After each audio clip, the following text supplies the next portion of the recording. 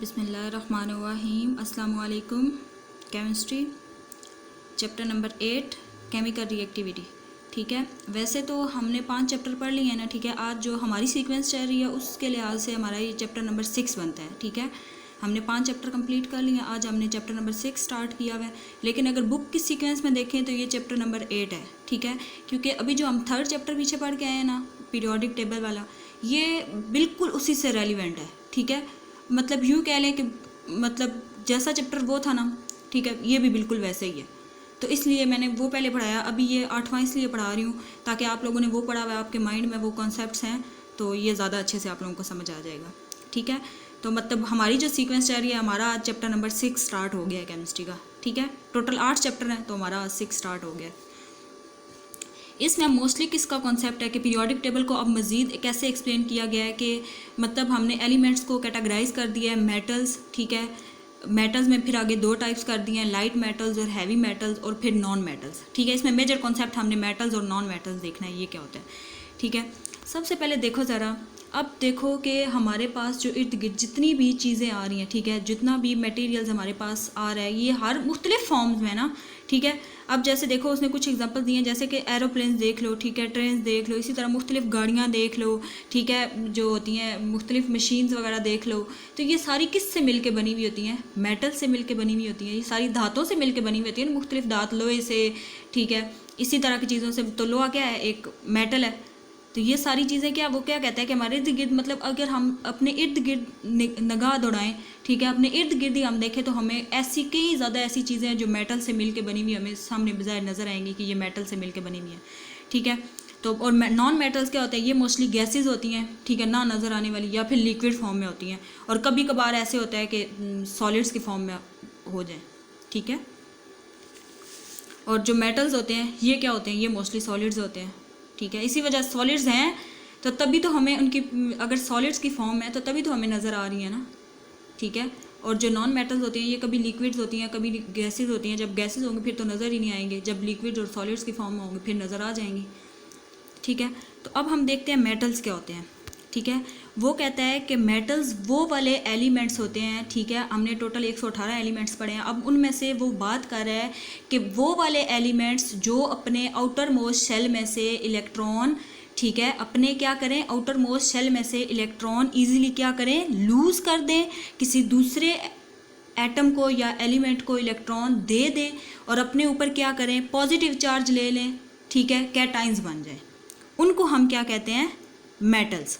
अब यहाँ पे एक और बात देखें, वो कहता है कि एलिमेंट एक्सेप्ट हाइड्रोजन। हाइड्रोजन क्यों? अब यहाँ पे ये आप लोगों ने बात इसको ध्यान से समझना है कि अब देखो वो बात ये कर रहा है कि अब स्टार्ट पीरियोडिक टेबल कहाँ से हो रहा है? हाइड्रोजन से। ठीक है, तो अब वो कहते हैं, हमने ये बात पीछे पढ़ी थी कि कोई भी ऐसे एटम्स, ठीक है, जिनके आउटर मोस्ट शेल में, अब ये बात ध्यान रखना, आउटर मोस्ट शेल या सिर्फ नंबर ऑफ इलेक्ट्रॉन्स की बात कर रहे हैं। ठीक है, तो हमने कहा था कि जब किसी भी एटम के आउटर मोस्ट शेल में इलेक्ट्रॉन 1, 2, 3 या फिर 4 होंगे, ठीक है, तो वो क्या करेंगे, उनकी ये टेंडेंसी होती है कि वो अपने आउटर मोस्ट शेल में से इलेक्ट्रॉन क्या करें, जल्दी से लूज़ कर दें, किसी दूसरे एटम को दे दें, और इसके मुकाबले में क्या करें, अपने ऊपर पॉजिटिव चार्ज ले लें, कैटाइंस बन जाएं, और उनको हम क्या कहते हैं? ये मेटल्स हैं। लेकिन अब वो कहता है कि सारे एलिमेंट्स, लेकिन एक्सेप्ट हाइड्रोजन। हाइड्रोजन क्यों उसने कहा है? क्योंकि हाइड्रोजन ऐसा एलिमेंट है, ऐसा हमारे पास एटम है जिसके पास, सिर्फ आउटर मोस्ट की तो बात ही ना करो ना, जिसके पास नंबर ऑफ इलेक्ट्रॉन है ही 1। ठीक है, हमने अब जैसे पीछे बात की थी कि ग्रुप 1 एलिमेंट, ठीक है, ग्रुप 2 एलिमेंट, उन सब को हमने क्यों कहा दिया था? क्योंकि अब जो ग्रुप 1 एलिमेंट थे, इन सब के आउटर मोस्ट शेल की बात करें, इन सब के पास 1 इलेक्ट्रॉन था। ठीक है, अगर ग्रुप 2 की बात करें तो इनके आउटर मोस्ट जो सबसे लास्ट वाला शेल था, इनके पास 2 इलेक्ट्रॉन थे। ठीक है, इनको हमने एक फैमिली कह दिया था, ग्रुप 1, ग्रुप 2। लेकिन अगर हम इनको नंबर ऑफ इलेक्ट्रॉन्स के हिसाब से देखें तो हाइड्रोजन के पास 1 इलेक्ट्रॉन है, ठीक है, लिथियम के पास 3 इलेक्ट्रॉन है, ठीक है, सोडियम के पास 11 इलेक्ट्रॉन है, पोटाशियम के पास 19 इलेक्ट्रॉन है। ठीक है, तो इनके मतलब आउटर मोस्ट शेल में तो 1 इलेक्ट्रॉन आ रहा है, जिसकी वजह से हमने इनको एक फैमिली का नेम दिया है। लेकिन जब हम इनके नंबर ऑफ इलेक्ट्रॉन देखें तो हर एक के वेरी कर रहे हैं, ज़्यादा हैं। लेकिन वो कहता है कि अब हाइड्रोजन ऐसा एलिमेंट है हमारे पास जिसके पास सिर्फ और सिर्फ 1 इलेक्ट्रॉन है। ठीक है, तो अब जब किसी एक ठीक है, हाइड्रोजन अब एक एलिमेंट है, ये एग्जिस्ट कर रहा है क्योंकि इसके पास एक इलेक्ट्रॉन है। जब ये अपना एक इलेक्ट्रॉन ही किसी दूसरे एटम को दे देगा तो इसका तो वजूद ही ख़त्म हो जाएगा। ऐसे ही है ना, जब हाइड्रोजन है, ठीक है, ये अगर अपना एक इलेक्ट्रॉन है, इसके पास है ये एक इलेक्ट्रॉन, तो ये जब एक इलेक्ट्रॉन भी किसी दूसरे को दे देगा, ठीक है, तो इसका तो वजूद ही ख़त्म हो जाएगा, ये एलिमेंट एग्जिस्ट ही नहीं करेगा। ठीक है, बात की समझ आ गई है। तो वो कहता है कि यहाँ पे, लेकिन कुछ केसेस ऐसे होते हैं जैसा कि अब HCl है, ठीक है, हाइड्रोजन क्लोराइड, ठीक है, तो ये क्या करते हैं, ये कोवलेंट बॉन्ड बना रहा है, आयनिक बॉन्ड तो नहीं बना रहा है। यहाँ पे हमें पता है कि क्लोरीन के पास कितने इलेक्ट्रॉन है, 7, ठीक है, आउटर मोस्ट शेल में, और हाइड्रोजन के पास एक इलेक्ट्रॉन है, आउटर मोस्ट शेल में एक इलेक्ट्रॉन है। ठीक है, अब अगर हाइड्रोजन अपना एक इलेक्ट्रॉन उसको दे दे, ठीक है, फुली ट्रांसफ़र कर दे, तो ये इसका तो वजूद ही ख़त्म हो जाए हाइड्रोजन, क्योंकि इसके पास है ही एक इलेक्ट्रॉन। ये बात आप लोगों ने ध्यान से पढ़नी है, ठीक है, ये बात जहन में रखनी है कि हाइड्रोजन को हमेशा निकाल के बाकी जितने भी एलिमेंट होंगे ग्रुप 1 और ग्रुप 2 के, ये क्या करेंगे, अपने आउटर मोस्ट शेल में से इलेक्ट्रॉन ईजीली लूज़ कर देंगे, किसी दूसरे एटम को दे देंगे और अपने ऊपर पॉजिटिव चार्ज ले लेंगे, और इनको हम क्या कहेंगे, मेटल्स। ठीक है, तो जैसे वो HCl की मैं बात बता रही हूँ, तो अब हाइड्रोजन वो क्लोरीन को अपना इलेक्ट्रॉन क्या करेगा, जो हम पीछे पढ़ के आए हैं, वो शेयर कर लेगा, और शेयरिंग की वजह से जो बॉन्ड बनाएगा वो कौन सा बॉन्ड बनेगा, कोवलेंट बॉन्ड बनेगा। ठीक है, अब इधर देखो ज़रा, फिर पीरियोडिक टेबल के भी उसने अंदर क्या किया है कि एलिमेंट्स को कैटेगराइज कर दिया। लाइट मेटल, ये आप लोगों को नज़र आ रहा है, ग्रुप 1 और ग्रुप 2 को क्या कहा है, लाइट मेटल, आगे 3, 4, 5, 6, 7, 8, 9, 10, 11, 12, इनको क्या कहा है, हैवी मेटल, और आगे 3 to 17 नॉन मेटल, और आगे वाले लास्ट वाले क्या कह दिया, नोबल गैसेस। मतलब अब देखो ज़रा, लाइट मेटल और हैवी मेटल हैं, तो ये दोनों मेटल्स ना, टाइप तो मेटल की है, अब बेशक उसने कैटेगराइज कर दिया लाइट या हैवी कह दिया। अब ये लाइट और हैवी किस सेंस में, मतलब लाइट वो वाले मेटल होंगे जो अपने आउटर मोस्ट इलेक्ट्रॉन, अपने आउटर मोस्ट शेल में से इलेक्ट्रॉन क्या करेंगे, इजीली लूज कर देंगे, उनको हम क्या कहेंगे, लाइट मेटल, और वो कौन से, ग्रुप 1 और ग्रुप 2 के एलिमेंट्स। लेकिन इसके मुकाबले में जो हैवी मेटल्स होंगे, ठीक है, ये क्या करेंगे, ये अपने आउटर मोस्ट शेल में से इलेक्ट्रॉन इतनी आसानी से लूज करने वाले नहीं हैं। ठीक है, ये इनको मतलब बहुत ज़्यादा टाइम लगेगा, ये आसानी से अपना इलेक्ट्रॉन नहीं किसी को देते हैं, जिसकी वजह से इनको हमने क्या कहा है, हैवी मेटल्स हैं। और नेक्स्ट नॉन मेटल्स होते ही क्या है, हमें पता है कि जो क्या करें, इलेक्ट्रॉन हमेशा गेन करें। ठीक है, वो क्या होते हैं, नॉन मेटल्स होते हैं। और नोबल गैसेस, इनके तो जो नंबर ऑफ़ शेल्स हैं, ठीक है, नंबर ऑफ़ सब शेल्स हैं या आउटर मोस्ट शेल्स हैं, इलेक्ट्रॉन्स इनमें कम्प्लीटली फिल्ड हैं, इनको तो ना लेने की ज़रूरत है ना देने की ज़रूरत है, जिसकी वजह से इनको हमने क्या कहा है, नोबल गैसेस। ठीक हो गया। फिर उसने देखो ये किया हुआ है कि उसने आगे से मेटल को कैटेगराइज कर दिया, मतलब मुख्तलिफ कैटेगरीज में डिवाइड कर दिया।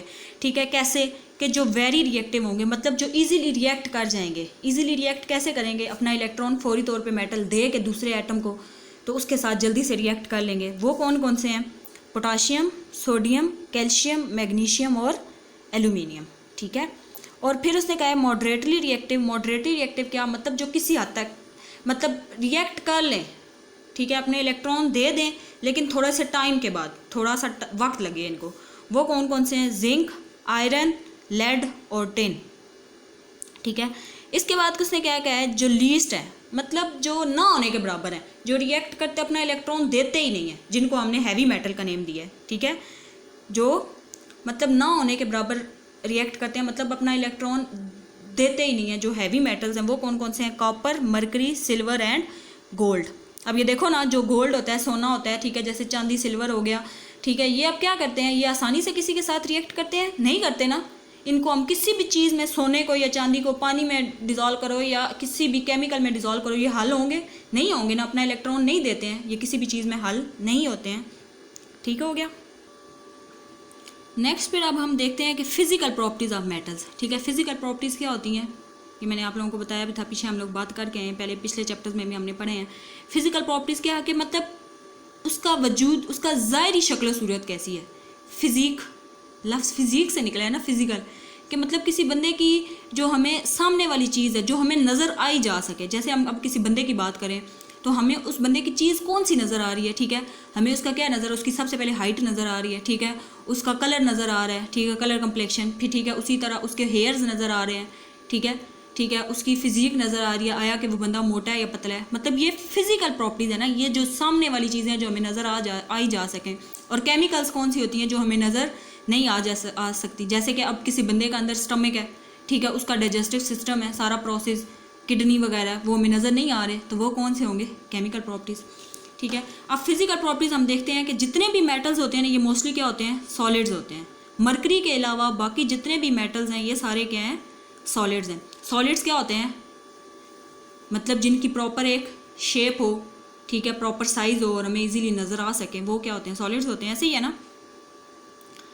अब क्या होता है कि इनके क्या होते हैं, जितने भी मेटल्स हैं, ठीक है, बेशक अब पूरे मेटल्स की वो बात कर रहे हैं, ना कि वो कह रहे हैं लाइट और हैवी मेटल्स। अब वो जितने भी मेटल्स हैं ना, ठीक है, ग्रुप 1 से लेके ग्रुप 12 तक, बेशक ग्रुप 1 और 2 जो हैं वो लाइट मेटल हैं, ग्रुप 3 से 12 तक हैवी मेटल्स हैं, लेकिन अभी वो ओवरऑल सारे मेटल्स की बात कर रहा है, लाइट और हैवी मेटल्स की। वो कहता है कि ये इनके बॉइलिंग और मेल्टिंग पॉइंट बहुत ज़्यादा हाई होते हैं, ठीक है, ये इतनी आसानी से क्या होते हैं, अब जाहिर सी बात है जो हैवी मेटल अपने इलेक्ट्रॉन ईजिली नहीं दे रहे, ठीक है, तो जब कोई चीज़ अपना इलेक्ट्रॉन ईजिली नहीं दे रही तो आपका क्या ख्याल है कि वो आसानी से मेल्ट हो जाएगी या आसानी से बॉयल हो जाएगी? नहीं, ऐसा ही होगा ना कि वो कोई चीज़ किसी चीज़ के अंदर डिज़ोल्व ही नहीं हो रही है।